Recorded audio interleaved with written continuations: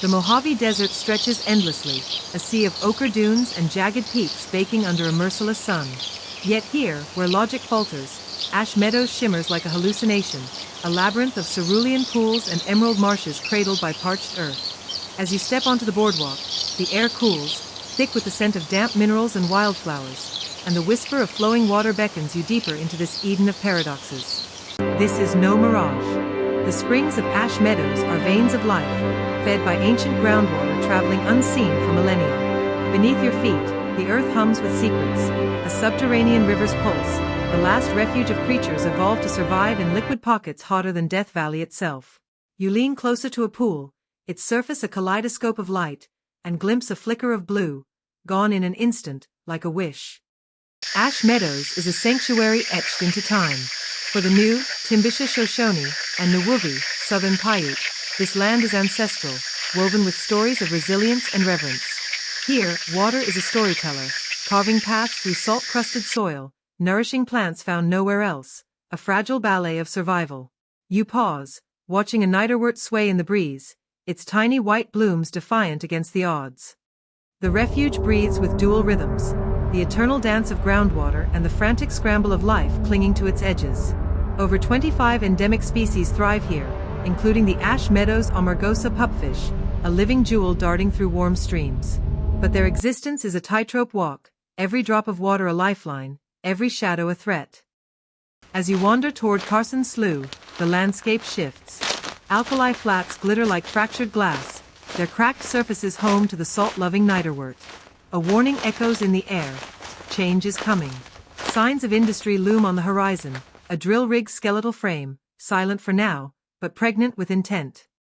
The stakes crystallize here. Ash Meadows isn't just a haven, it's a battleground where ancient water wars play out.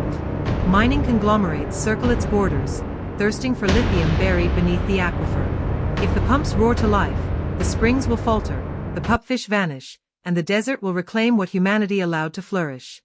You trace the Amargosa River's path, its waters a nomad's tale from snow-capped spring mountains to this desert heart. At Zebra Spring, a crowd gathers, cameras raised. There in the shallows, a warm spring's pupfish darts past, a flash of gold, a reminder of how much hangs in the balance.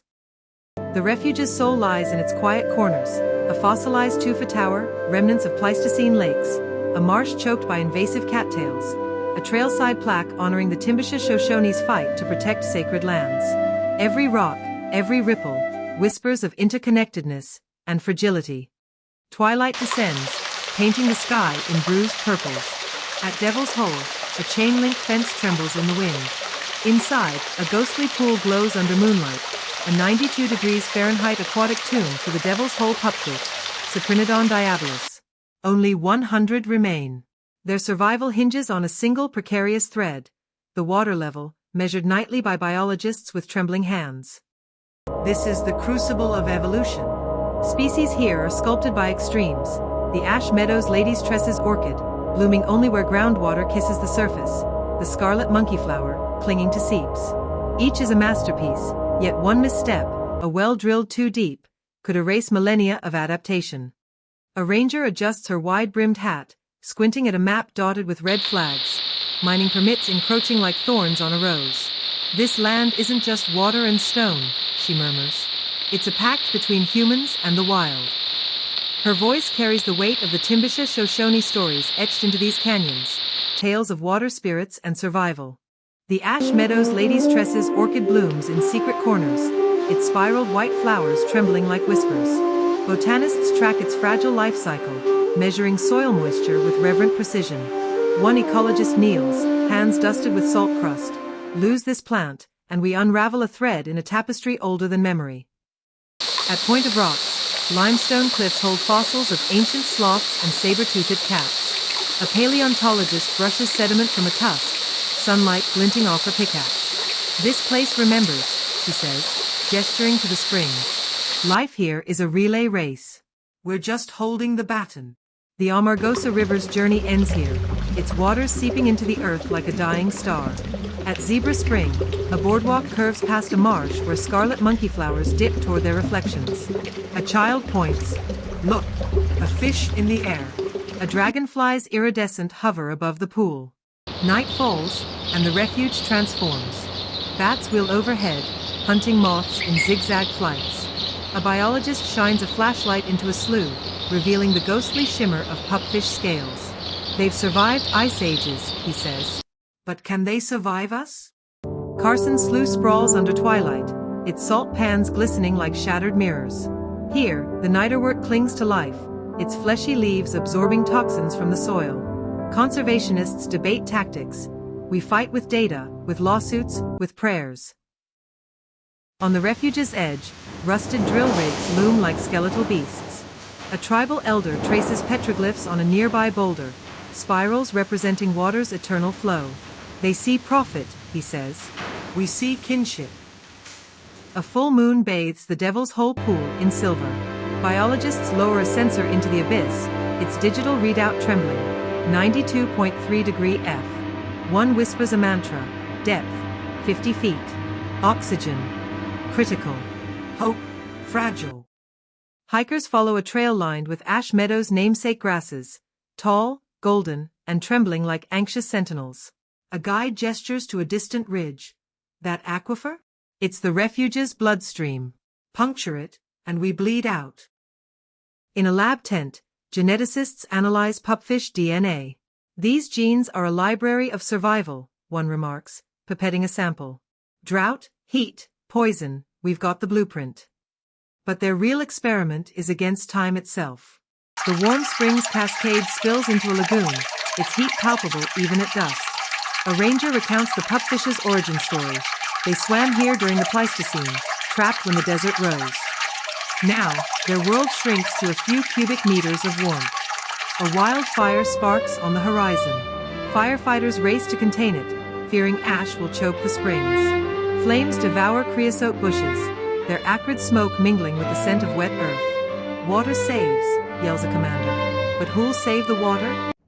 At a community meeting, a miner slams his fist. Lithium's the future. EV batteries, green energy. A Shoshone elder counters. Your future drowns ours. What's green about a dead spring? The room fractures into chaos. Dawn reveals a miracle. The fire halted a mile short of the springs. Volunteers replant charred ground with niterwort seedlings. A child tucks a sprig into her pocket. I'll name it Survivor. Activists chain themselves to bulldozers at the mine site. Water is life, they roar, while tribal elders sing ancestral songs. A miner hesitates, his gloved hand hovering over a valve. What if they're right? He mutters. Rain clouds gather, a rare monsoon season.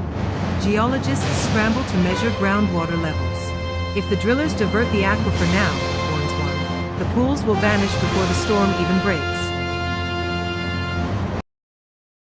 A biologist dives into a spring to rescue stranded pupfish as runoff floods the sloughs. Hold on, he shouts to his team, netting a cluster of Ash Meadows Amargosa pupfish. The water turns to slurry around him. The protest turns violent. Police arrive, shields raised. A drone's buzz captures footage of tear gas curling over Carson's slough. A journalist films the chaos, her voice trembling. This is the front line of climate collapse. Flash floods surge through the refuge. Devil's Hole overflows. Biologists scrambling to stabilize the pupfish enclosure. The cave's going turbid, screams one. We're losing them. In the eye of the storm, a ranger finds the Ash Meadows lady's tresses uprooted. She replants it, whispering a prayer. The rain softens. Sunlight pierces the clouds. A single bee lands on the orchid's bloom. The mine's operations halt temporarily, a court injunction granted. Protesters cheer, but the elder shakes his head. A pause, not a victory. Lightning flashes as he gazes east. The desert's patience is longer than ours. The storm peaks. Miners, rangers, and protesters unite to sandbag the springs. A miner hands a shovel to a tribal leader. Guess we're all stewards now, he says. Dawn breaks. The refuge is scarred but alive. Devil's Hole's pool stabilizes, its pupfish silhouetted in the dawn light. A biologist holds a sensor aloft, oxygen levels, back to normal. They're alive. The mining executive walks the sloughs, now knee-deep in seedlings. He pockets a niderwort sprig. Maybe we drill elsewhere, he murmurs. A ranger nods. Start with healing. School groups replant wetlands. A girl releases a tagged pupfish into a pool. I'll name you Phoenix, she says. The fish darts away, a streak of blue defiance. The court rules. Ash Meadows aquifer is protected, for now. Tribal leaders hold a ceremony at Point of Rocks. Smoke from burning sage curls skyward, carrying gratitude and grief. Tourism booms.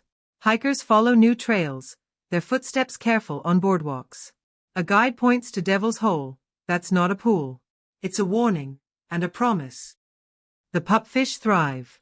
Cameras capture the Ash Meadows Amargosa males flaring neon blue in mating dances. They're fighters, smiles a biologist. Just like this place. Scientists announce a breakthrough, lithium extraction methods that spare groundwater. The miner-turned-advocate tweets, green energy doesn't have to drown Eden. The reply floods in, hope. You leave Ash Meadows at dusk, the springs glowing like embers in your rearview mirror. The road ahead is uncertain, but the orchids bloom, the pupfish swim, and the desert still sings, if you're willing to listen. This, the narrator concludes, is what resilience looks like.